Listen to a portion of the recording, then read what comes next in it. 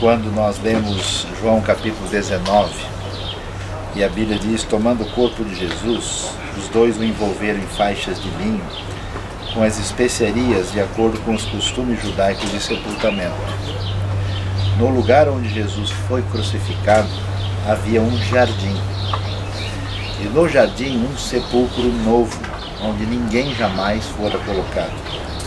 Por ser o dia da preparação dos judeus, visto que o sepulcro ficava perto, colocaram Jesus ali. A sugestão do Jardim do Túmulo é exatamente essa: um lugar assim bastante raro, com um lugar que pertencia a uma pessoa rica, e que é o que o Evangelho vai falar sobre José de Arimateia, com uma cisterna muito grande, que era uma coisa rara para tanta água num lugar só. Com essa área, ali vocês podem ver daqui a pouquinho um lugar onde a gente tinha uma espécie de lagar, mostrando que aqui eram plantados vinhedos, e essa montanha da parte norte que sai em relação ao Monte do Templo, onde nós conseguimos ver aquilo que pode ser uma referência ao Gólgota. Mas, como nós dissemos, não tem condição da gente ter uma definição arqueológica e histórica completa sobre isso. Agora, quando a gente pensa sobre o que acontece aqui, há várias razões pelas quais é absolutamente racional crer na ressurreição de Jesus. E entre elas nós temos o fato de que o que aconteceu com Jesus incomodava muito o Império Romano, porque isso representava uma agitação social indesejável, e incomodava a liderança religiosa que entregou Jesus para as autoridades romanas. E quando a gente pensa nisso, a gente pergunta como é que a gente pode entender racionalmente a ressurreição. Se a ressurreição não fosse verdade, seria muito fácil de acabar com o cristianismo que estava nascendo. Primeiro porque era muito importante e interessante para os romanos. Quando surgiram os primeiros cristãos, falando dos discípulos, Jesus ressuscitou, era simples, era só chegar, mostrar o corpo: olha, isso aqui é loucura, não faz sentido, esse grupo de agitadores deve ser preso, não tem nenhum sentido o que eles estão dizendo.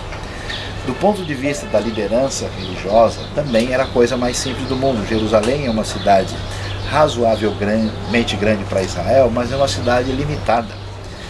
Algumas pessoas sugeriram outras possibilidades, dizendo que o corpo de Jesus teria sumido.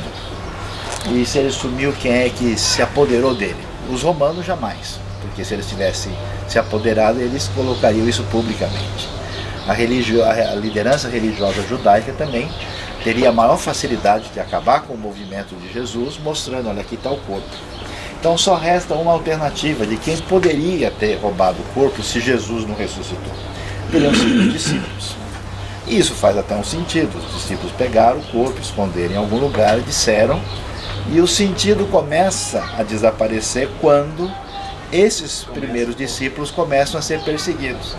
Será que uma pessoa inventaria uma história para depois enfrentar a espada e a morte por causa de uma história que a pessoa criou? O que ele ganharia em torno disso? Existem mártires na história, mártires que têm ambições políticas, econômicas, de todo tipo, mas quando a pessoa sabe que aquilo pelo qual ele está morrendo não faz nenhum sentido, é estranho. No máximo, uma pessoa fora de si faria isso, mas jamais aconteceria com um grupo grande de pessoas. A outra possibilidade é que os discípulos ficaram malucos, tiveram uma espécie de alucinação e de repente eles começaram a ver Jesus porque eles não estavam funcionando bem. Só que uma alucinação pode atingir uma pessoa, duas pessoas, mas não um grupo grande de pessoas. O apóstolo Paulo vai dizer que ele foi visto por 500 irmãos em 1 Coríntios. E ainda que fosse uma alucinação, depois de um tempo que a pessoa, eu tenho conversado com uma pessoa nos dias atuais que tem tido alucinações. E logo todo mundo percebe que não vale a pena conversar com muita seriedade com aquela pessoa, porque o que ela diz não faz sentido para ninguém. Então, meus queridos, todas as referências possíveis de avaliação vão mostrar para a gente que a ressurreição é uma realidade. Mas a questão da ressurreição não passa só pela nossa cabeça. Voltando para o trecho que a gente mencionou rapidamente, lá em Magdala, no capítulo 20 de João, nós lemos que no primeiro dia da semana, bem cedo, estando ainda escuro, Maria Madalena chegou ao sepulcro e viu que a pedra da entrada tinha sido removida. Então correu ao encontro de Simão Pedro e do outro discípulo, aquele a quem Jesus amava, e disse: tiraram o Senhor do sepulcro e não sabemos onde o colocaram.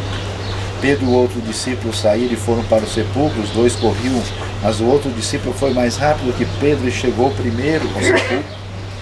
Ele se curvou, olhou para dentro, viu as faixas de linho ali, mas não entrou. A seguir, Simão Pedro, que vinha atrás dele, chegou, entrou no sepulcro e viu as faixas de linho, bem como o lenço que estivera sobre a cabeça de Jesus. Ele estava dobrado à parte, separado das faixas de linho. Depois o outro discípulo, que chegara primeiro ao sepulcro, também entrou. Ele viu e creu. Eles ainda não haviam compreendido que, conforme a Escritura, é necessário que Jesus ressuscitasse dos mortos. Os discípulos voltaram para casa. Maria, porém, ficou à entrada do sepulcro, chorando. Enquanto chorava, curvou-se para olhar dentro do sepulcro e viu dois anjos vestidos de branco, sentados onde estivera o corpo de Jesus, uma cabeceira e outro aos pés. Eles lhe perguntaram: mulher, por que você está chorando? Levaram embora o meu Senhor, respondeu ela, e não sei onde o puseram. Nisso ela se voltou e viu Jesus ali em pé, mas não o reconheceu. Disse ele: mulher, por que está chorando? Quem você está procurando? Pensando que fosse o jardineiro, ela disse: se o Senhor o levou embora, diga-me onde o colocou e eu o levarei. Jesus lhe disse: Maria. Então, voltando-se para ele, Maria exclamou em aramaico: Rabone, que significa mestre. Jesus disse: não me segure, pois ainda não voltei para o Pai. Vá, porém, a meus irmãos e diga-lhes: estou voltando para meu Pai, Pai de vocês, para meu Deus e Deus de vocês. Maria Madalena foi e anunciou aos discípulos: eu vi o Senhor, e contou o que ele lhe dissera. A grande verdade é que os discípulos de Jesus andaram com ele o tempo todo. E Jesus havia falado com muita clareza que ele haveria de cumprir a Escritura e que haveria de cumprir a Escritura que falava da ressurreição. O impressionante não foi só a gente ver o que acontece com Tomé, que não crê, mas com os discípulos que não entenderam o que estava acontecendo quando Jesus foi preso e entregue aos romanos, e que na verdade não aguardavam a sua ressurreição. E quando chega esse momento glorioso, esse momento que confirma diante de Deus que é verdade, que confirma que os nossos pecados são perdoados pelo sangue de Cristo Jesus derramado em nosso favor, a gente vai ter essa experiência extraordinária que vai mostrar para a gente que a maneira como a gente se relaciona com Deus tem a ver com um despertamento espiritual no profundo do nosso coração. A pergunta que eu gostaria que você fizesse para você, diante da realidade da ressurreição: será que a gente tem ouvido palavras de Deus que entram na nossa cabeça, mas não entram no coração? Será que a gente tem entendido uma realidade sem permitir que ela seja profunda do jeito que Deus deseja? E o que eu acho interessante, e aí que vem a grande coisa, é quando Deus machuca a nossa vida, Deus age na direção de tirar o nosso centro de sustentação frágil, que a gente acha que nos sustenta, para que o nosso coração tire a neblina e a gente enxergue aquilo que deve ser enxergado. Como é diferente, como eu mencionei para vocês, a pessoa mais indigna, a pessoa inesperada, recebe o privilégio de ser protagonista, Maria Madalena. E por que isso? Porque o Evangelho não fala da história das pessoas que amaram a Deus.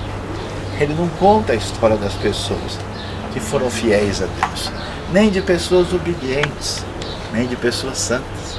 Mas Deus tem uma satisfação tão grande de fazer obra de arte só com o vidro quebrado, só com coisa despedaçada. A gente vai ver a história das pessoas atingidas pela graça e pelo perdão de Deus, e a gente vê como Ele reconstrói aquilo que ninguém podia esperar.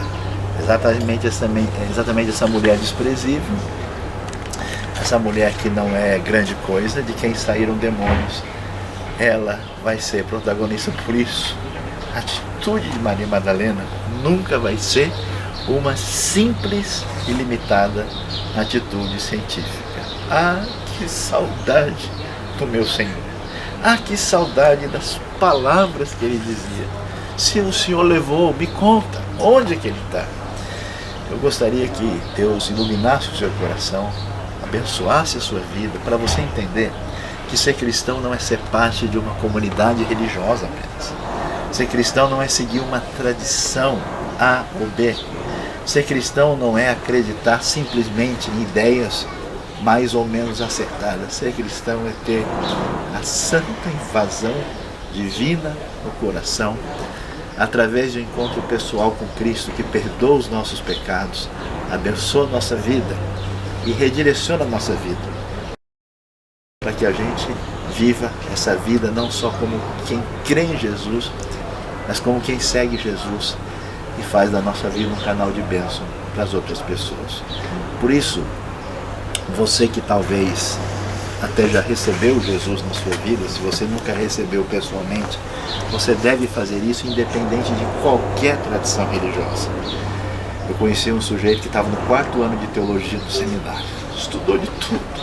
Um dia, a graça de Deus atingiu o seu coração e ele, entendi. Deus me amou e perdoou os meus pecados. Eu sou aceito na sua presença por causa do sacrifício de Jesus.